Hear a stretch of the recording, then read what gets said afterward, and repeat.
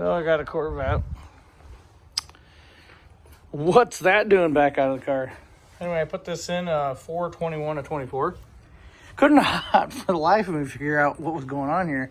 Well, this had been causing an issue. Something was going on all through last year. Every now and again, I would get a little drip. I thought it was the hose.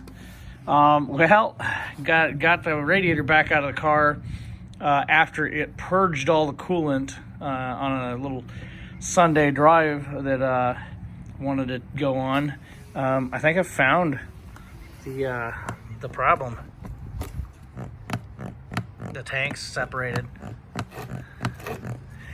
So yeah, I knew better than buying an Autozone radiator, but at the time it was just kind of what I had to go on and what I was going to go with. But I bought an all aluminum radiator now.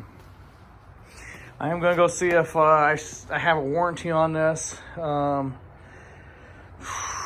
probably turn it in, get a replacement.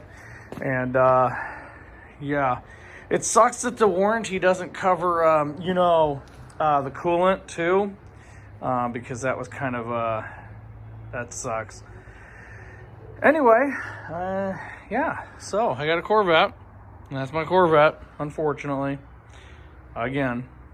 For those of you who know, or who want to know, what a trip to California looks like on the radiator, looks like that. This here got maybe 6,000 miles through the radiator, or through the car, since the radiator was replaced. Yeah, maybe, you know what, I'd probably put 10,000-ish.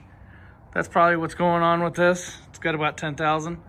But regardless, oh boy, that sucks. I mean, you can hear it. That sucks. Anyway, I really would rather enjoy my car. You know, I'm so freaking lucky that didn't happen on the way out of California or back. Oh my gosh.